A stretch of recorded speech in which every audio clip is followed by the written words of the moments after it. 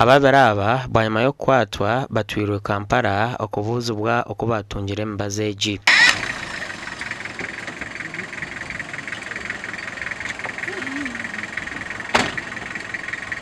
Mbazejo ni information itungire ne yibwa abakora mu marwaro bajiha ba broker abakugitambuza nambwe twasere umwe urukwetwa Paul Bwambare makanika tumushangire ni broker wabashaho around mu Kasese tumushangire ne box mukaga zirimo emicebe erukurenga 250 bashangirwe n'emicebe 500 y'embazi ya ARVs kandi rukubarwa miliyoni z'ukurenga muri Ghana omusente za Uganda. Imbazi yitwase ne barubwa mu miliyoni z'Igana za Uganda kunka ubu bucebe burikacebe abantu benera kaguza umutwaro gumone cweka chikoreka government neteka mu sente nyingi munonga umukugure mbazeji okugitambuza kugihereza abantu abwabusha ababo bagiguza raisi ahabo kwatine echikuba kibakwatire.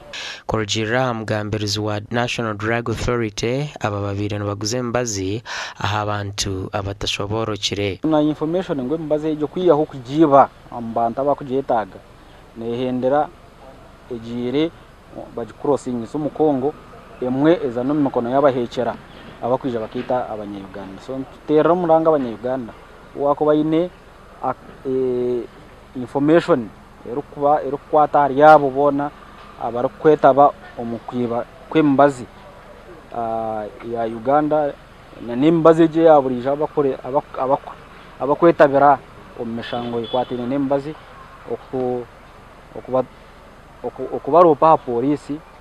Justin Itungo omomba kwasruwe abire najang nomusha wecyaro ngo nico abirayinire mbazeji konke kitari kwikirizibwa omumateka. If there are no patient cards, how do you account for the drugs? We know them. So you know them just from your head? We know them. Even I can call some of them and they come and pick them. There has to be a record. That is not the way it is done. The Even files, if you're doing patient review. The files that are records. You will not argue from here.